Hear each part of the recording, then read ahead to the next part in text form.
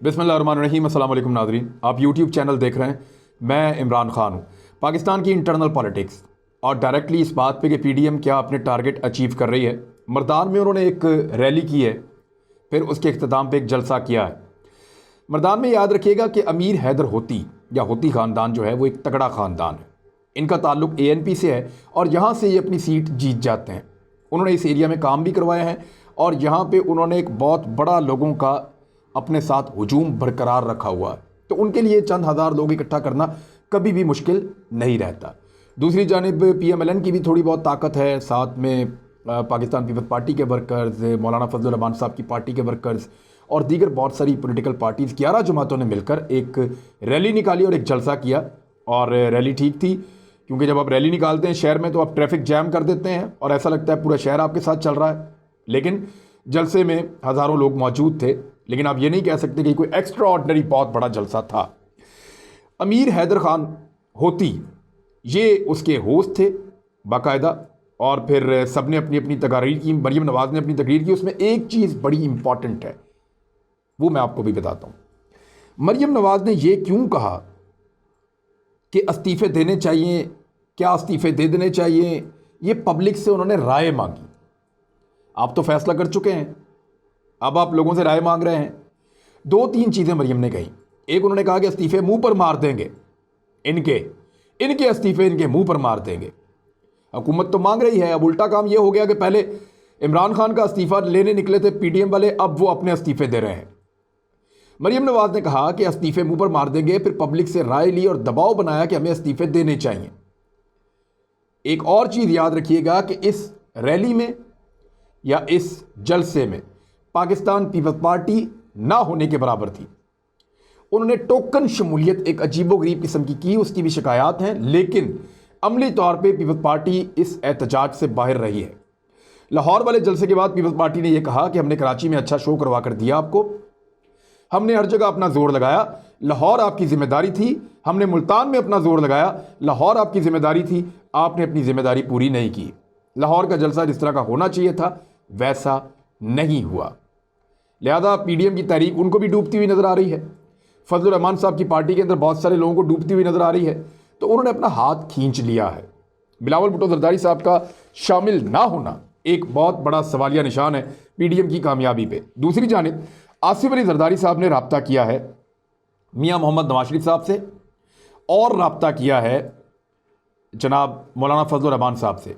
इन दोनों लोगों से जो रब्ता किया और इनको क्या पैगाम दिया, अब ये मामला खुल के सामने आ रहे हैं।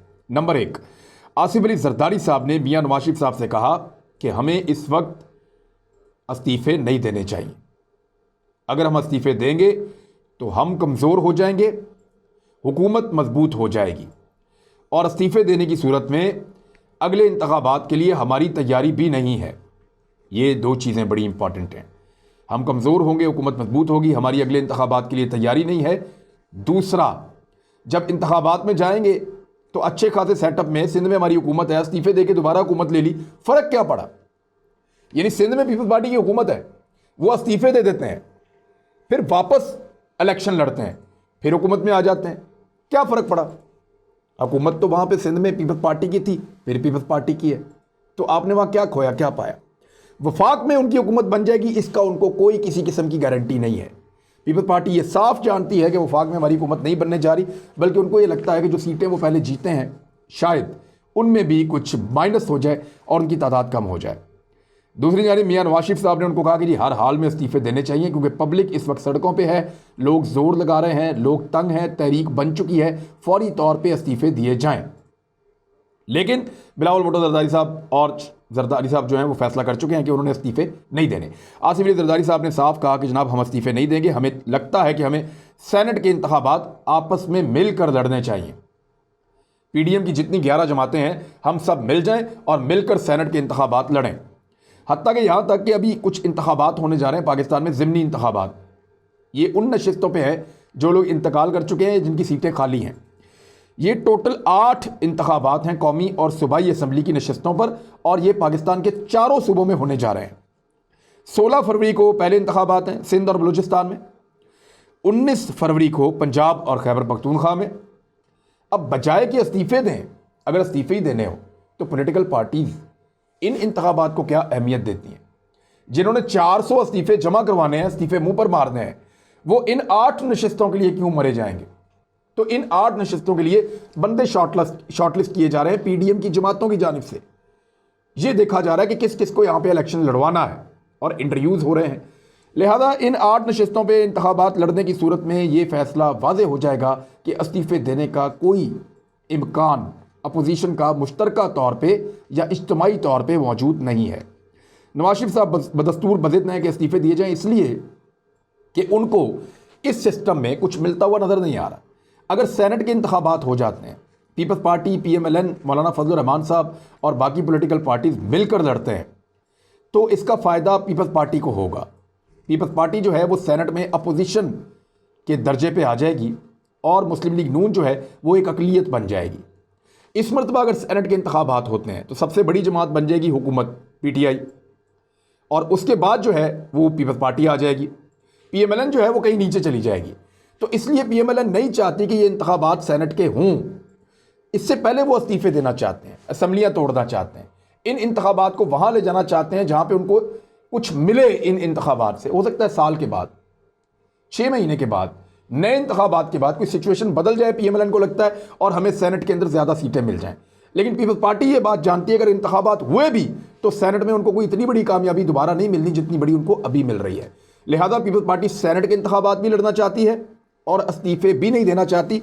मौलाना फजल रहमान साहब को फ़ोन करके तो उन्होंने बिल्कुल साफ साफ ही कह दिया, और इतना साफ कह दिया है कि उन्होंने कहा कि हम सेनेट का इंतखाब भी लड़ेंगे, ज़िमनी इंतखाब भी लड़ेंगे, और हम इस्तीफे नहीं देंगे।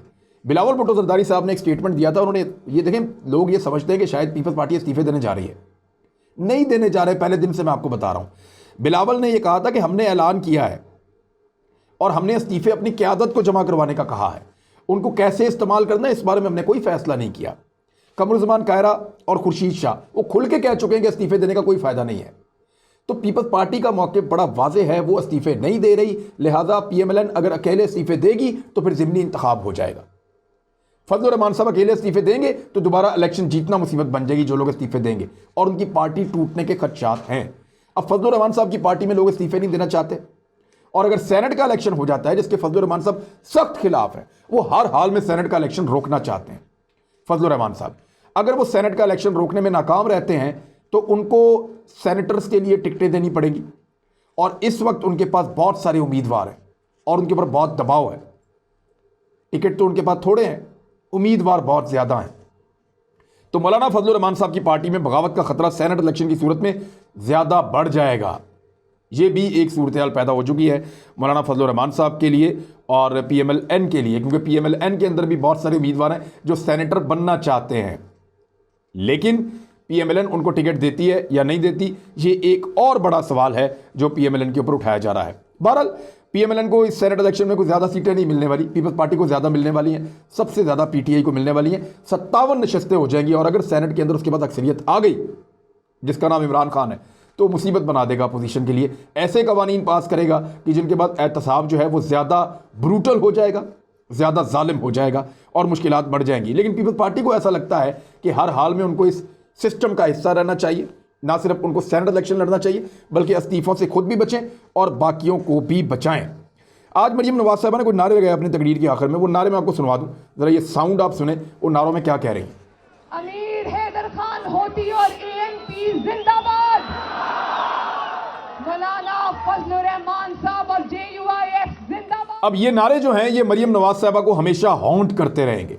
आप सियासी फ़ायदे के लिए या जज्बात में आकर इस तरह के नारे लगा देते हैं कि फजल रहमान साहब जिंदाबाद, ANP अमीर होती साहब जिंदाबाद, फ़लाँ फ़लाँ पॉलिटिकल पार्टी जिंदाबाद, पीपल्स पार्टी जिंदाबाद।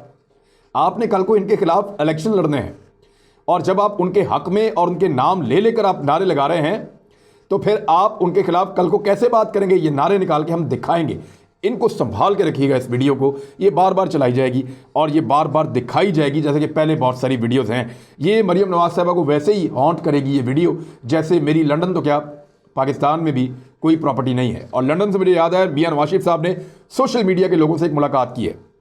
ख़ास आदमी उसमें परवेज़ संधेला है, जिसने ये अनाउंस किया कि उसकी 4 घंटे तक मियां नवाज शरीफ साहब से मुलाकात हुई, क्योंकि नवाज शरीफ साहब को अब पाकिस्तान के मीडिया पर चलाने नहीं दिया जा रहा। उनके लिए बहुत मुश्किलात बढ़ गई हैं और वो सोशल मीडिया पे इन्हिसार कर रहे हैं।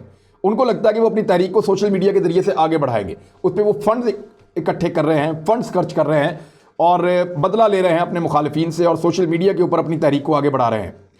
अब ये जो परवेज़ संधेला है, इसकी एक बड़ी मज़े की चीज़ मुझे मिली, मैं आपको दिखाता हूँ।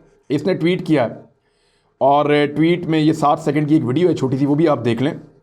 ट्वीट पे लिखता है, कायदे मोहतरम के इस खूबसूरत दफ्तर का दीदार, जहाँ से कायदे मोहतरम वोट को इज्जत दो की जंग लड़ रहे हैं।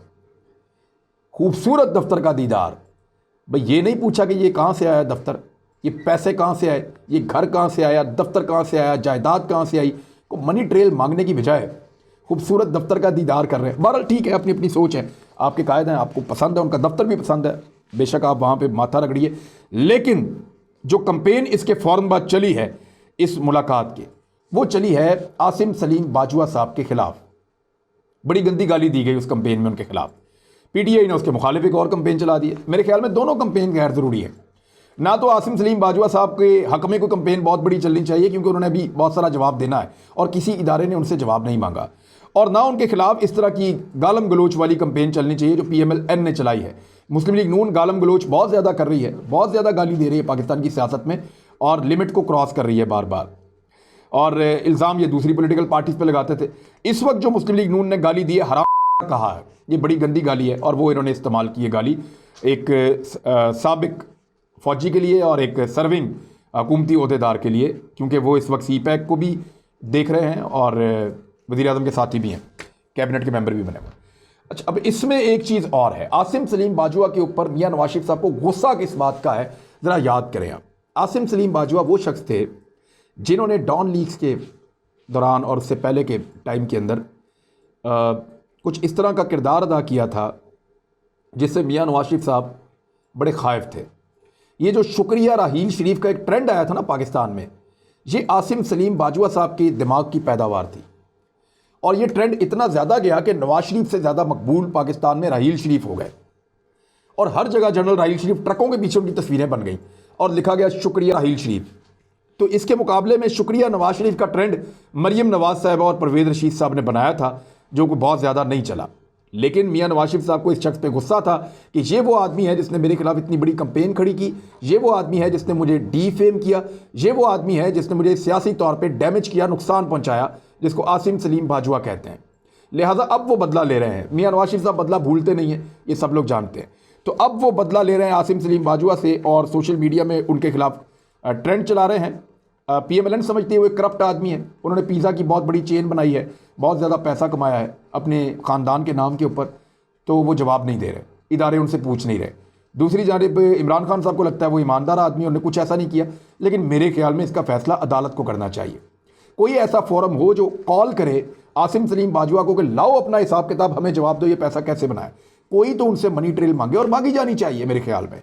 ये मुतालबा ठीक है, चाहे उस्मान बुज़दार के खिलाफ हो, चाहे आसिम सलीम बाजवा के खिलाफ हो, चाहे परवेज़ खटक के खिलाफ हो, चाहे किसी के, जिसके खिलाफ भी एहतसाब का मुतालबा किया जाए, चाहे खुसरो परवेज़ के खिलाफ हो, किसी के खिलाफ भी एहतसाब का मुतालबा जिसके खिलाफ भी किया जाए वो मुतालबा ठीक है, एहतसाब होना चाहिए। लेकिन गालम गलोच, झूठे इल्ज़ामात, ये चीज़ें भी अपने साथ साथ यहाँ पे वजूद रखती हैं।